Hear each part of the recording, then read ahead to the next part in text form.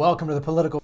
Getting close to being able to get more equipment and hire a part-time producer, which means I can produce more videos throughout the week. If I get somebody doing all the posting and all that editing and stuff, then I can do more. And I'm close to getting a video screen behind me to do more clips. So you guys have already helped the show grow. We just passed 4,800 subscribers, which is amazing. And the NFL video did 1,200 views. And so it's been cool. It's been cool. So this is something that The Intercept has been reporting on TigerSwan.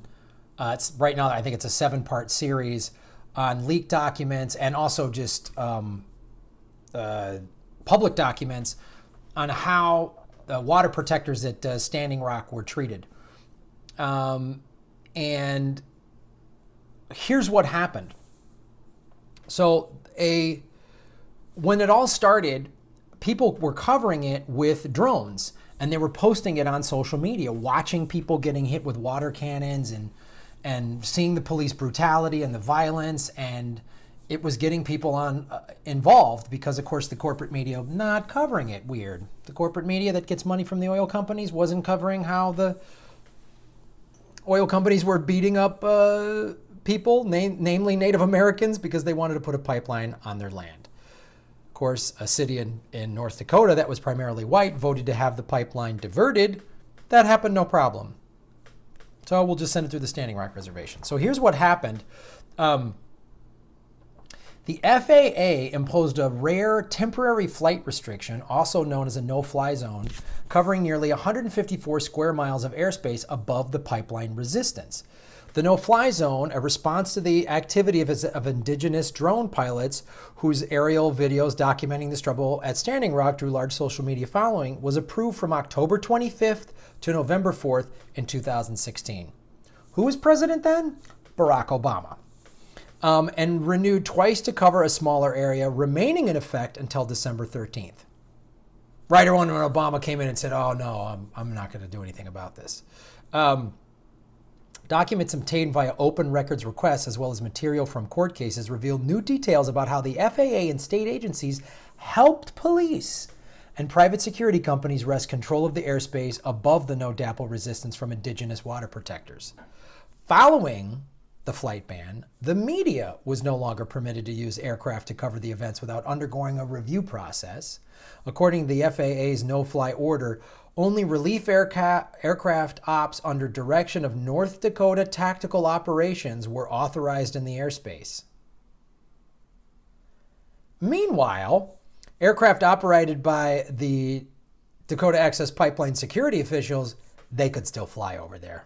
Interesting. Really interesting. Pipeline builder Energy Transfer Partners, which is also trying to do work in Pennsylvania, they hired the really skeevy, shadowy TigerSwan in September of 2016 to oversee its security operations. TigerSwan moved quickly to establish a collaborative relationship with law enforcement. The Intercept received more than 100 leaked documents from a TigerSwan contractor describing the efforts in detail, along with DAPL's security broader strategy of using aerial surveillance, infiltration, and social media monitoring to counter these water protector movements. TigerSwan, which began as a military and State Department contractor, so they hired military security contractors to come used against American citizens. Just be clear on that. That's what they did. Obama helped that happen. Frequently used the language of counterterrorism to inflate threat assessment. So they treated people that want clean water as terrorists. So people in Flint, Michigan, who are suffering from neurological damage from contaminated water, if you resist, I guess you're a terrorist. You're like a suicide bomber because you don't want your children to have birth defects. Just so you know how the federal government under Obama and now Trump are acting. It's unbelievable what they did. And I'll put the link below. You can read the whole detail of how TigerSwan did. And I want to read a quote here from Lee Rowland, a senior staff attorney with the ACLU. From a constitutional standpoint, landowners and others who have property rights have every right to show the police evidence that someone has trespassed on their land.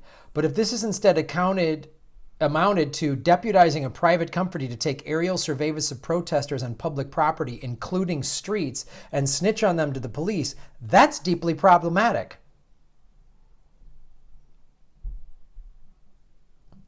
So this is what's going on. This is what happened at the Dakota Access Pipeline. They have done this. They did this.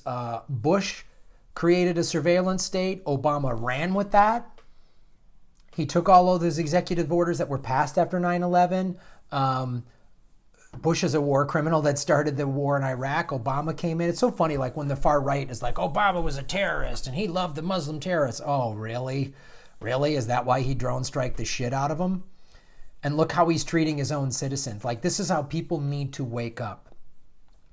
When big, Republicans and big Democrats, tell them about this.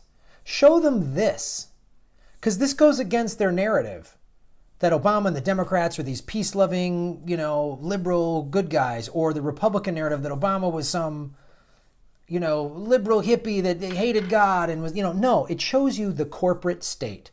This was an oil company used a private security, a militarized private security company against the American people for profit. And people protesting were treated like terrorists. That's how they were referred to. That's what they were treated like. So if this is a thing, wake up. And this isn't going to stop. Not with all these climate change deniers in Trump's cabinet. As I've reported before, they're trying to build a pipeline through Pennsylvania. The Dakota Access Pipeline has already leaked twice, if not 3 times. So pay close attention. And when you hear these little things trying to come through, this is in your little town or municipality or your county, get involved and protest it. Show up at every single town hall meeting and say no. Because they will shoot water cannons and treat you like a terrorist, especially if you're brown and Native American.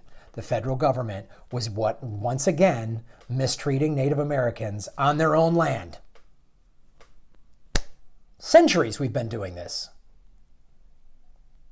Thanks for watching the show, you guys. Support the Patreon, like and subscribe.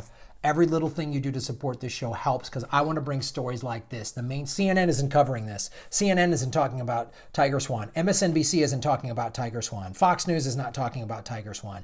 ABC is not talking about TigerSwan. The Intercept is. I'm talking about it, and other people in independent media are. So thanks for watching.